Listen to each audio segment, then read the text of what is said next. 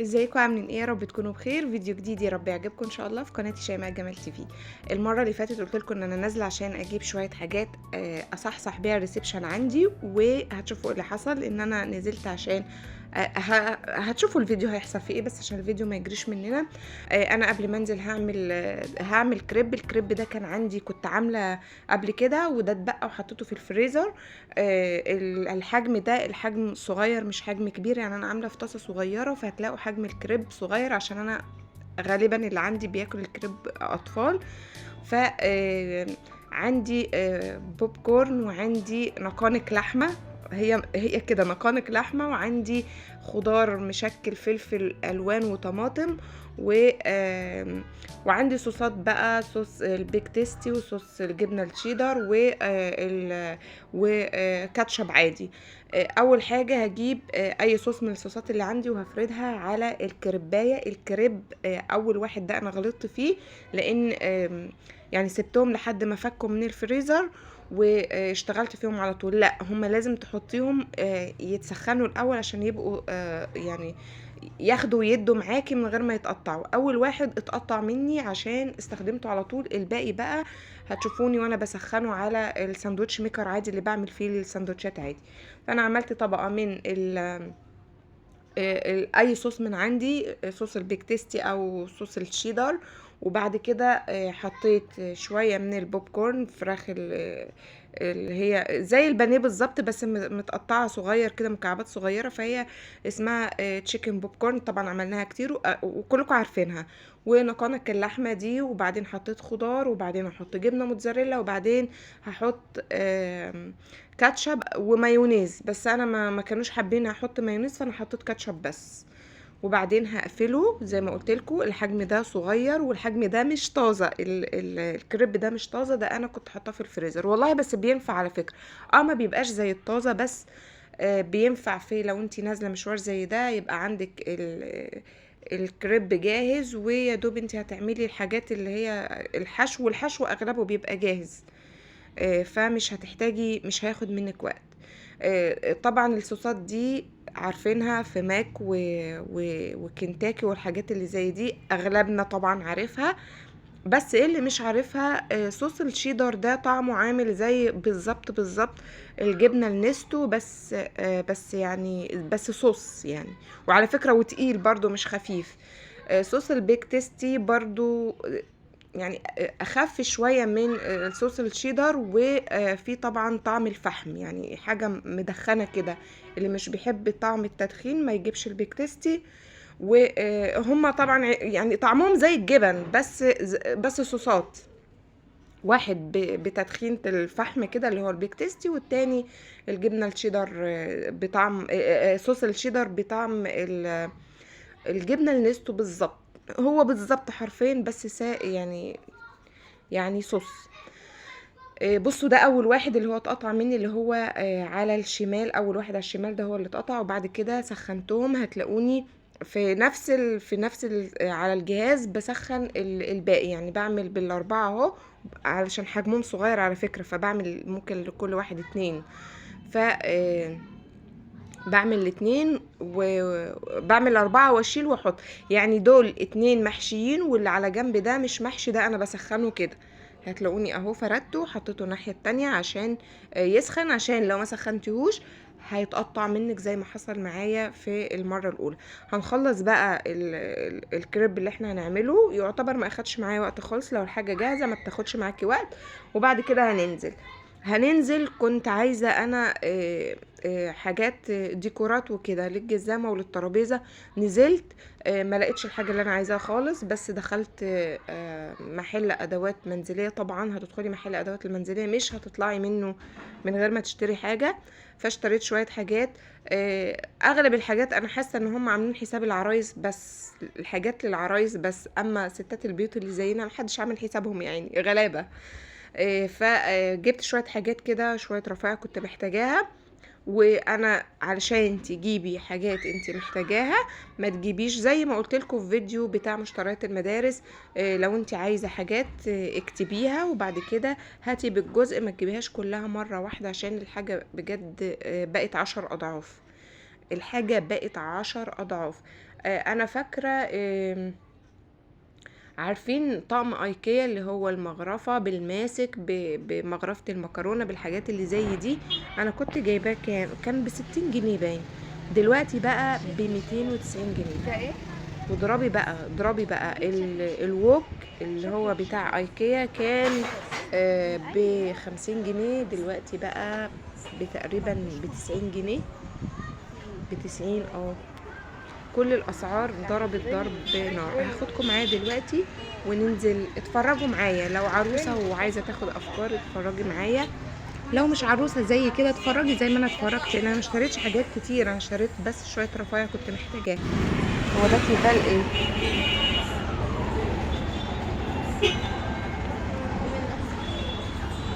بدور ايه؟ طب اقلبيها كده. تركي. اضربوا 4 قطع مع بعض. التيفال الاربع قطع هيعملوا 550. ده التيفال التركي. ده عامل 850. اللون دي غير دي. ما هي جايه الصراحه، دي الصغيره فيهم جايه متشكله بلون. في تروفال وفي ده.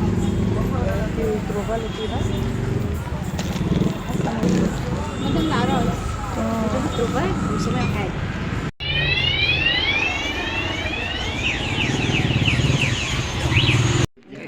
مجات.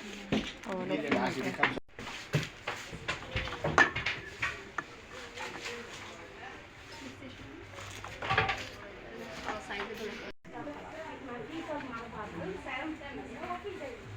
الكبير 60 الصغير 50.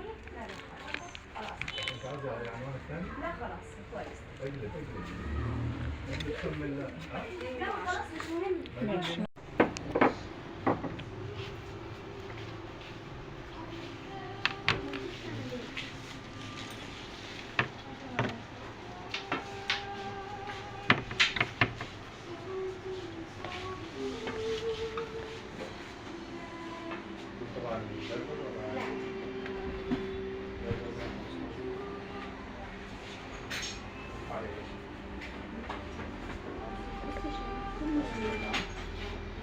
جميل.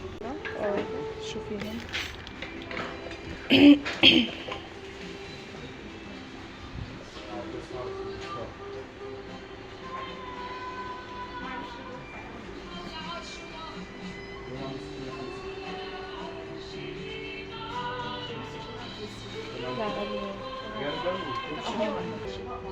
انت عايز نفس الشكل ده؟ كذا رولة يعني يكون كذا رولة. من الناحية التانية.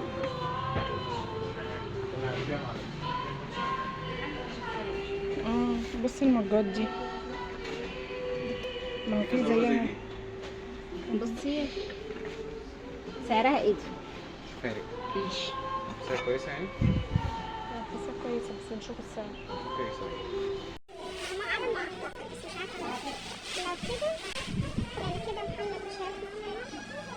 ما راحوش اصلا. بص الثواني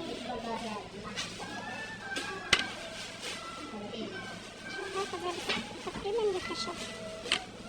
بصي ودي تقيلة والله، ما تقيلة بصي، بس مش زحمة. بس مش شكل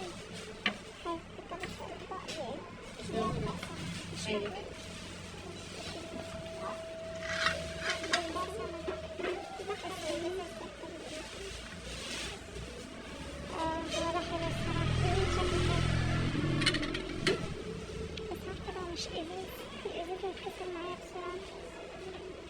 مش عارفة ايه بيتباع بالطبق، لا ما اعتقدش بيتباع.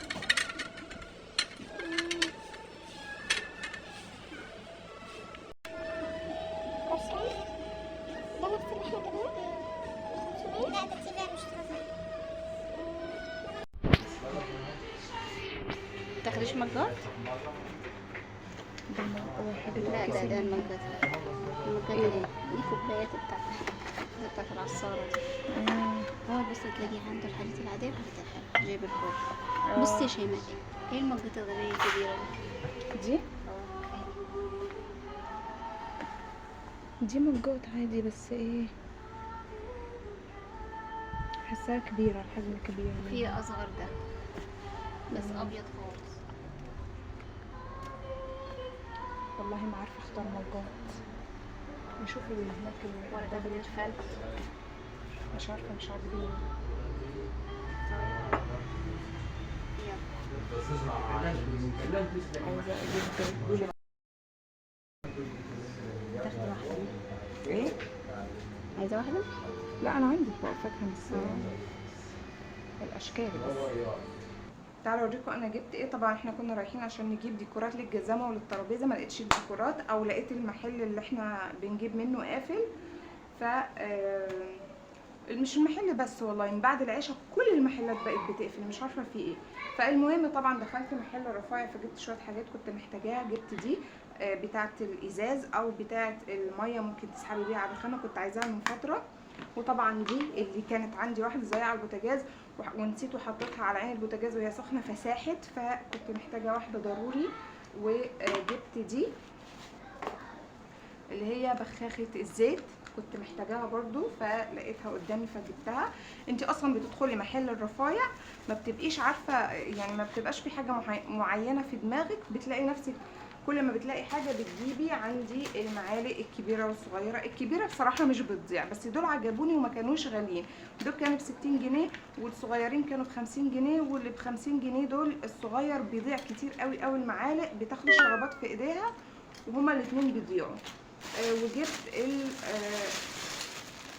اللي هما دول بتوع البيض.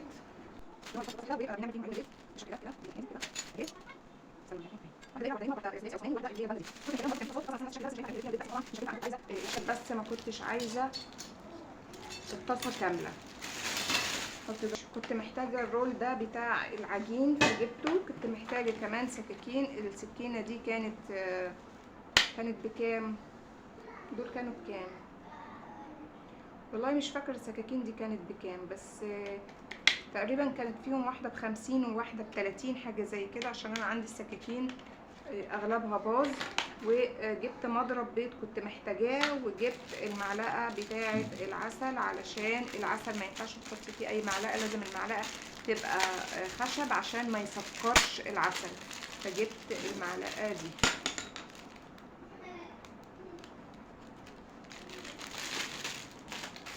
المبشره الصغيره دي بحتاجها في حاجات، بدل ما ابوظ المبشره الكبيره فتبقى الصغيره دي اللي هي بتلزق في التلاجة. وجبت السيرفيس ده بتاع، طبعا انتوا عارفين ان انا بحب اكلات الحله الواحده، فبما انها بتطبخ في حله واحده فقلت تتحط في سيرفيس واحد. السيرفيس ده اللي هو عامل زي بتاع الخليج اللي بيعملوا فيه الكبسه والمندي والحاجات اللي زي دي، وسعره 350 بس. الاسعار كلها كلها كلها نار نار نار، ف يعني 350 بس خفيف عشان اكون صادقه معاكم. شكله حلو بس الاستانلس خفيف، بس عادي الاستانلس لما يبقى خفيف كده كده ده مش بتطبخي فيه، ده بس للتقديم بس، وبيخلي الحاجه تفضل سخنه، ويعني حجمه حلو يشيل يعني حاجات كتير. وبس كده. جبت ايه كمان؟ كنت محتاجه، عندي نقص فظيع فظيع في الطاسات، فجبت الثلاث طاسات دول. عليها دي تروفال، عشان الحاجات التانية انا سألت على واحدة بس قال لي ب1400، واحدة بس كانت كازارولا بالغطا بتاعها كانت ب1400 جنيه. ف ممكن الشغل ده محتاج شغل عرايس يا جماعة، مش محتاجنا احنا. فانا جبت اللي هي تروفال عادي، هم المفروض 4 مقاسات، بس المقاس ده واللي تحته زي بعض بالظبط، فشلت واحدة وقال لي عادي مفيش مشكلة، واخدت الثلاثة. جبت الثلاثة دول. بعد كده جبت دي كنت محتاجاها جدا جدا جدا. شفت كذا حد عامل ريفيو عنها وقالوا ان هي حلوه جدا في المسح وكده. فالمسح اللي هو مثلا تكوني عايزه تلمعي بين السجاد، مش هتشيلي السجاد خالص، الحاجات اللي ظاهره كده يعني، فقالوا ان هي كويسه جدا فجبتها. فانا هركبها وهبقى اوريها لكم. وبس كده.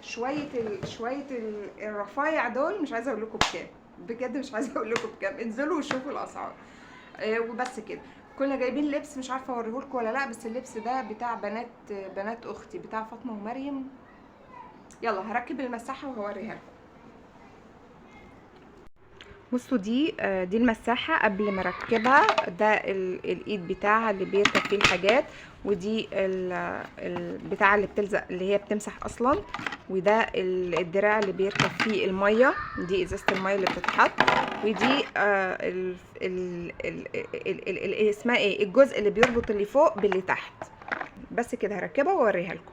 بصوا اهي انا خلاص ركبتها. الجزء اللي تحت وده الجزء اللي بيتحط فيه الميه، والجزء اللي فوق ده اللي هو الايد. عايزه اجيبها من فوق شويه اهي، بتدوسي عليها كده، المفروض يعني بتدوسي عليها كده، فهنا بيضغط على هنا فبينزل ميه، فانتي بتمسحي بيها. طبعا مش هقدر اقول لكم رايي فيها دلوقتي، هي شكلها حلو على فكره، بس طبعا احنا مش بالشكل بس. فهشوفها هجربها واقول لكم عليها اذا كانت كويسه ولا مش كويسه. دي سعرها كان 350 برضو. وبس كده الفيديو خلص، يا رب يكون عجبكم. اشوفكم في فيديو جديد ان شاء الله. سلام.